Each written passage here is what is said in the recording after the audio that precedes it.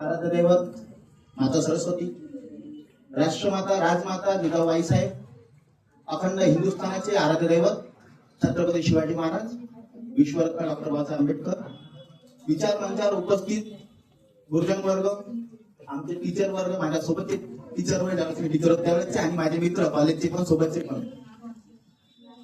आणि उपस्थित असलेल्या सर्व सळसळत्या लाल रक्ताच्या विद्यार्थी मित्रांनो आणि त्यांच्यासोबत असलेले त्यांचे पालक जे आज इथं त्यांची सक्सेस स्टोरी ऐकायला आले.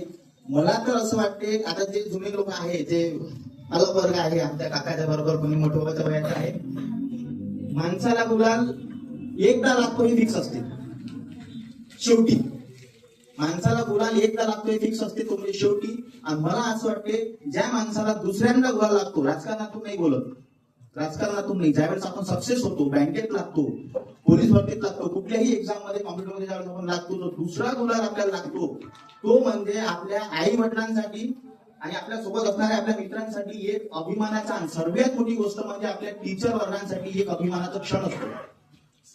मला असं वाटते की विद्यार्थी जीवनात, आता बघा प्रजासत्ताक दिनाच्या शुभेच्छा द्यायचं विसरलोच मी, स्टार्ट केलं त्यापासून, तर सर्वांना पहिले प्रजासत्ताक दिनाच्या हार्दिक शुभेच्छा. आता बघा ज्यावेळेस विद्यार्थी जीवनात आपण एंटर करतो, आशिष सरांनी मला म्हटलं की गौऱ्या तू जाऊ नको, मला अर्जंट जायचं होतं, 11 वाजता संध्याकाळी थांबलो मी, की गौऱ्या तुला जायचंय ना, तू पहिले आधी बोलून घे, नंतर मग हा प्रोग्राम चालू राहील. पण माझ्या डोक्यात पहिलेच होतं की नाही, पहिले यशवंत विद्यार्थ्यांना बोलू द्या, पहिले सक्सेसफुल झालेल्या विद्यार्थ्यांना बोलू द्या, कारण त्यांच्या आधी जर मी बोललो तर त्यांनी जर रातभर विचार केला असेल ना की आपल्याला उद्या तो भाषण द्यायचं आहे, तर मी 100% तुम्हाला सांगतो की तुमचे भाषण इथं तुम्ही भुलले असते ज्यावेळेस मी बोललो असतो. कारण बघा तुमचे आई वडील इथे आहे, आम्ही इथं जाऊ, आम्ही गुरुवर्ग तुमच्या सोबत होतो, मित्र परिवार सोबत होतो. आतापर्यंत चुकीचं म्हणत नाही, माझ्या घेऊ नका तुम्ही, आतापर्यंत जेवढी सक्सेसफुल लोक झाले त्यांनी सांगितलं की मला हे येत नाही, मला ते येत नाही, मला हे जमत नाही, मला ते जमत नाही, मला 10वीत मार्क कमी होते, मला 12% कमी होते, मला इंग्लिश येत नाही, कोणीमध्ये मला कॉन्ट येत नाही. पण मी सांगतो तुम्हाला की जर तुम्हाला टीम 11 मध्ये खेळायचं असेल तर तुम्हाला असं करावं लागेल की जे बाकीचे 10 करू शकत नाही. आणि तुम्ही ज्यावेळेस सांगता की आम्ही सक्सेसफुल झालो, बघा सक्सेसफुल होणाऱ्या माणसाची स्टोरी ऐकल्या जाते, जो सक्सेसफुल होते. आणि माझ्या नजरेत जोही विद्यार्थी सक्सेसफुल झाला, माझ्या नजरेत जोही व्यक्ती सक्सेसफुल झाला, त्याच्या तोंडातून असे शब्द मी ऐकून घेणार नाही की मला काहीच येत नव्हतं. यांना काय होते की जे इथं बसले 10 लोक आहेत ते घरी जाऊन काय विचार करतात, जाऊ ना तुमचं डोकं दुखून राहिलं काय, आणि हप्ताभर तर मी अभ्यास केला, मला माझ्या माहित आहे, आणि त्याने सांगितलं होतं की त्याला काही येत नाही.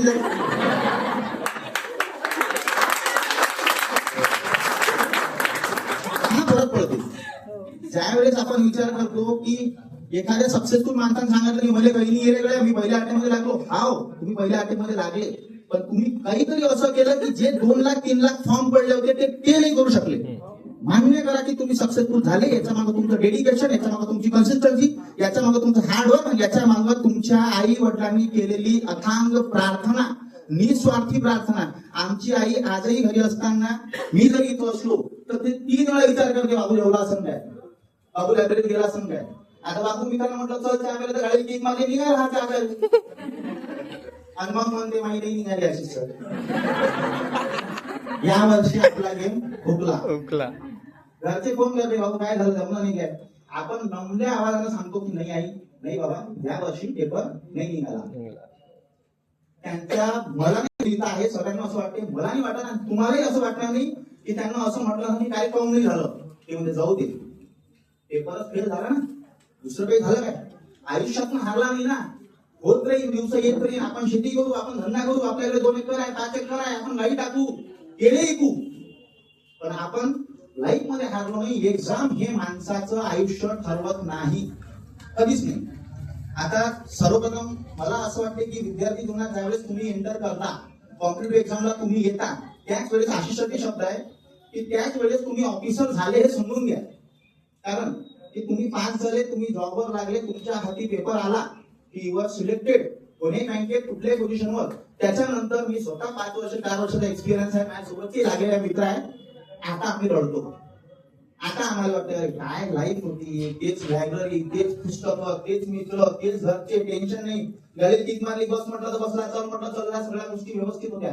पण आता ज्यावेळेस तुम्ही इथून पुढे लागता, तुमची लाईफ, तुमच्या घरच्यांची लाईफ, सर्व गोष्टी ते डिसिप्लिन येते, तुमचे व्यवहार सगळे सुरळीत चालायला लागतात ना. तुम्हाला समजायला लागते की नाही दिवस घ्यायचा आहे, म्हणते नाही आता मी रविवारी घ्या, मुलात दिवस घेऊ नका.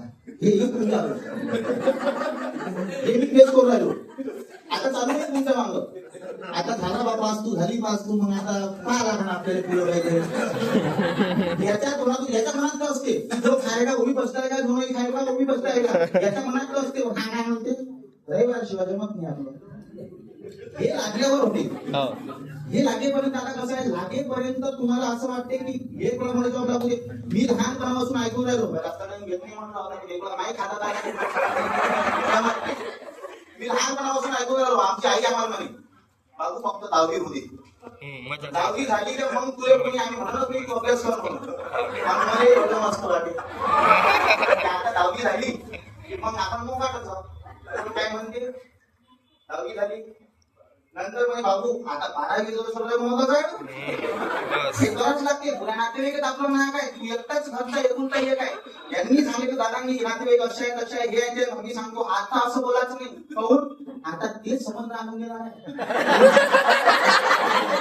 आता तुम्ही गव्हर्नमेंट जॉब आहे, आता तुम्ही गव्हर्नमेंट जॉब आहे, तर तुम्ही तर म्हटलं एखाद्या नातेवाईकाला ऐकलं की आमचा चुलते असं आमचा आधार असं आमचं कसं, तो काहीच म्हणणार नाही. हा बोलता गव्हर्नमेंट जॉबला एक नंबर बोल आहे, गेली असली बोल आहे. पण कधी कधी सुपारी खाते झाला, सुपारी तेव्हाच खाते कधी कधी आमचे ते तेव्हाच येते खाले जाते. झालं भाऊ तुझं झालं.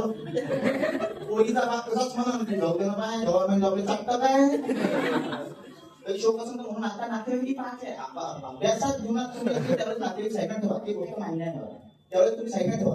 लग्न करणं गर्भ केलं हे आहे, तुम्ही नाही गेले तर काही थांबणार नाही. तुम्हाला अभ्यास महत्वाचा आहे, तुम्हाला सगळ्या गोष्टी करायच्या आहे. पण त्याच्या सोबत तुम्हाला तुमची फॅमिली आणि तुमच्या सराउंडिंग मध्ये असणार. बघा आशिष सर नेहमी आम्हाला सांगायचे, आताही सांगत असतात तुम्हाला की आपण हे आपल्या सराउंडिंग मध्ये असणाऱ्या 5 लोकांचा ऍव्हरेज असतो. मी कधी कधी या गोष्टीचा विचार करतो की आता मला सुट्टी भेटत नाही, घरी जायचं असते. घरचे लोक म्हणते काय तू आला नाही, कोणी म्हणते लग्नाला आला नाही, कोणी म्हणते साक्षरणाला आला नाही, कोणी म्हणते नाव ठेवून नव्हतं, कोणी म्हणते व्यवसाय आला नाही. पण मी तुम्हाला सांगतो की मी असा विचार करतो की मी या वयात आलो, आता पुढं चालू आहे, जॉब आहे, पगार आहे, ते सगळ्या गोष्टी आहे, गाडी आहे, गोडी आहे. पण कधी कधी असं वाटते काही एक निवांत आयुष्य नाहीये, घरच्यांना भेटत. आपलं आयुष्य विद्यार्थ्यांचं आता ज्या आयुष्यात तुम्ही आहे सक्सेस तुम्ही होसालच. तुम्ही इथपर्यंत आले म्हणजे सक्सेस तुम्ही होसालच, काही विषय नाही. बघा